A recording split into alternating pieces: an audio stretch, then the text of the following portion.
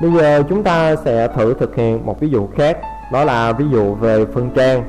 Bây giờ tôi sẽ có một mã nguồn HTML về phân trang như sau. Đây chỉ đơn giản là các mã nguồn HTML và setup tôi đã soạn sẵn và chúng ta sẽ copy nó. Quay lại phần Gen Studio của chúng ta sẽ tạo thêm một file nữa. Ví dụ tôi đặt cho nó là file PHP, tôi đặt tên cho nó là Pagination chẳng hạn, và chúng ta thao tác về việc phân trang. Tôi sẽ đưa các mã nguồn này vào đây. Đây là các mã nguồn HTML.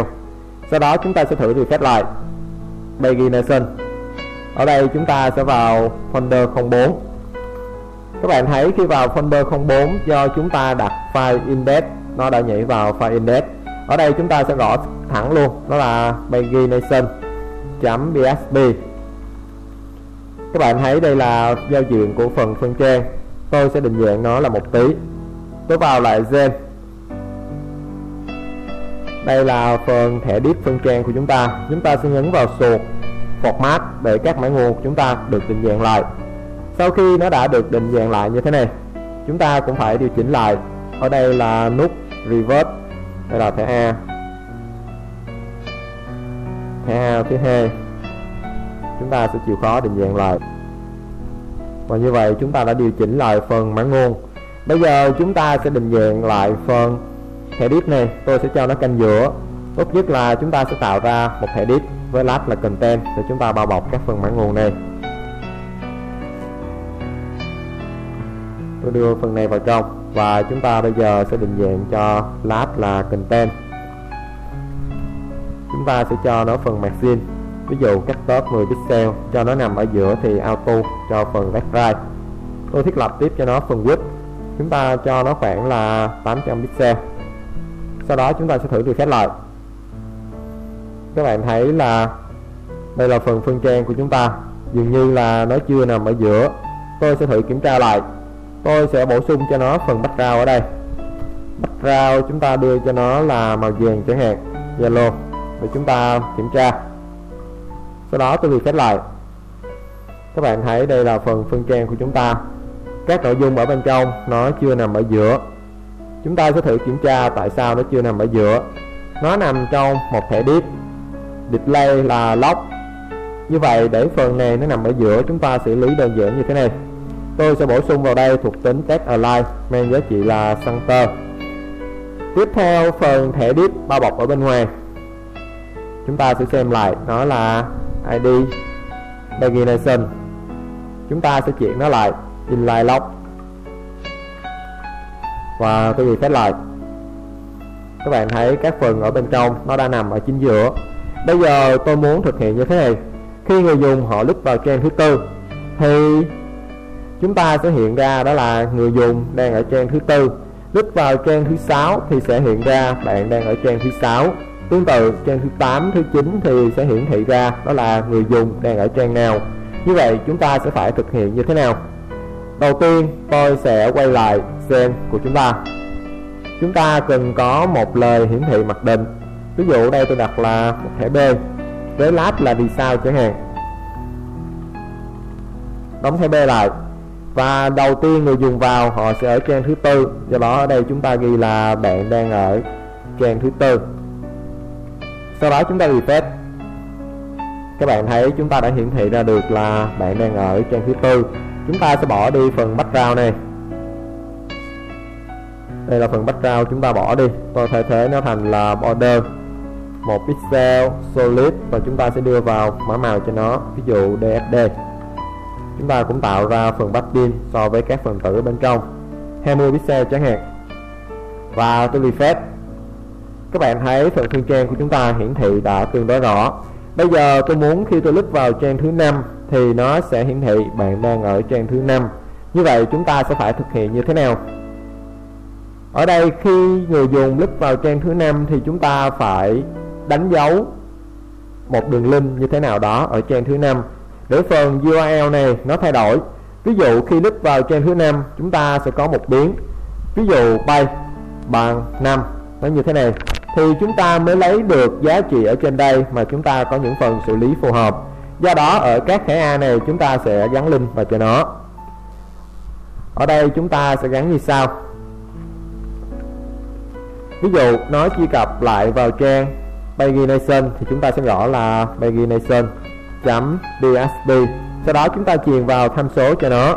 Ví dụ bay trong trường hợp này sẽ bằng 1. Tôi copy giá trị này. Phía dưới này bay bằng 2. Phía dưới này bay sẽ bằng 3. Chúng ta sẽ thử reset lại. Tôi click vào bay 1. Các bạn thấy bay ở đây đã thay đổi thành 1. Ở đây là 2. Ở đây là 3. Ở đây là 5. Do chúng ta chưa gắn link, do đó phần hiển thị đây chưa chính xác. Chúng ta tiếp tục gắn link cho các phần còn lại. Ở đây là bay thứ 5. Phần active này tạm thời chúng ta sẽ bỏ qua. Chúng ta cũng gắn nó là bay thứ 4. Ở đây sẽ là trang thứ 4. Ở đây là trang thứ 5.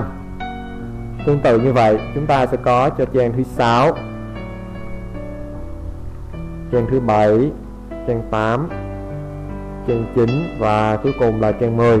Chúng ta cũng thay đổi lại các phần số ở đây: 6, 7, trang 8, trang 9 và trang 10. Như vậy chúng ta đã gắn thành công các giá trị link. Bây giờ làm sao chúng ta có thể lấy các giá trị link này? Tôi click vào trang 8 thì ở đây là bay 8. Làm sao chúng ta có thể lấy được biến này? Các bạn thấy các biến này nó đều nằm trên URL, giống như trường hợp form của chúng ta mang method là get. Do đó để lấy được thì chúng ta sẽ sử dụng biến get. Ở đây chúng ta sẽ đặt mã nguồn PHP của chúng ta ở đây cũng được. Ví dụ tôi đặt một biến là biến pay, nó sẽ bằng đó là biến get. Truy cập vào giá trị là pay. Sau đó tôi sẽ thử echo ra giá trị bay này. Tôi reset lại. Các bạn thấy hiển thị ra cho chúng ta là trang thứ 8. Ở đây là trang 9. Còn ở đây là trang 1. Như vậy chúng ta sẽ lấy số này, chúng ta đưa vào vị trí này thì chúng ta đã ra được đáp án. Ở đây đơn giản phần space của chúng ta nó sẽ xuất hiện ở đây. Số 4 này sẽ thay thế đó là echo phần tử bay. Sau đó chúng ta sẽ thử reset lại. Tôi tắt đi phần bay ở phía trên. Đây là echo này chúng ta bỏ đi. Sau đó chúng ta sẽ thử reset lại. Các bạn thấy bạn đang ở trang thứ nhất, bạn đang ở trang thứ 5, bạn đang ở trang thứ 10, vân vân. Các bạn thấy chúng ta đã thực hiện quá trình xử lý rất đơn giản. Tuy nhiên lúc này chúng ta cần lưu ý một điều. Nếu mà người dùng họ gõ như thế này thì lập tức chúng ta nhận được một thông báo lỗi, bởi vì ở đây chúng ta không có biến bay để chúng ta lấy giá trị. Do đó trong trường hợp này chúng ta cần phải kiểm tra. Nếu như có tồn tại biến bay trên URL thì chúng ta mới bắt đầu thực hiện. Như vậy ở đây chúng ta sẽ ghi như sau: reset của biến get phần tử bay. Ở đây chúng ta sẽ bổ sung thêm điều kiện. Nếu như reset của biến get phần tử bay nó bằng true, có nghĩa là nó tồn tại, thì chúng ta sẽ lấy giá trị đó. Chúng ta sẽ lấy giá trị này. Ngược lại nếu nó không tồn tại, ở đây sẽ là dấu hỏi, còn phía sau này mới là dấu 2 chấm. Ngược lại nếu nó không tồn tại thì tôi sẽ cho nó hiển thị là số 0 chẳng hạn. Và chúng ta reset lại. Các bạn thấy lúc này bạn đang ở trang thứ 0, bạn đang ở trang thứ 2, bạn đang ở trang đầu tiên. Như vậy các bạn thấy là chúng ta đã hoàn thành phần ví dụ về phân trang. Ở đây chúng ta đã biết thêm một cách nữa để chúng ta chuyển biến từ một trang sang một trang khác, và cách để chúng ta sử dụng hàm reset để chúng ta kiểm tra là biến đó có được gửi hay không. Như vậy qua các ví dụ này chúng ta cũng hoàn thành việc tìm hiểu form trong PHP. Ở đây tôi sẽ tiến hành ôn tập lại cho các bạn. Đối với phần form chúng ta sẽ hiểu nó là nó sẽ giúp cho chúng ta nhận các giá trị mà người dùng họ nhập vào và đưa ra các quá trình xử lý phù hợp. Mã nguồn để tạo ra một form thì chúng ta sử dụng mã nguồn HTML. Chúng ta sẽ lưu ý đến method, action và name. Để lấy giá trị trên form thì chúng ta nhớ một câu là method nào thì chúng ta sẽ lấy biến ấy. Method post chúng ta sẽ lấy biến post, method get chúng ta sẽ lấy biến get. Trong trường hợp chúng ta không xác định được method nào cả thì chúng ta sẽ sử dụng biến request.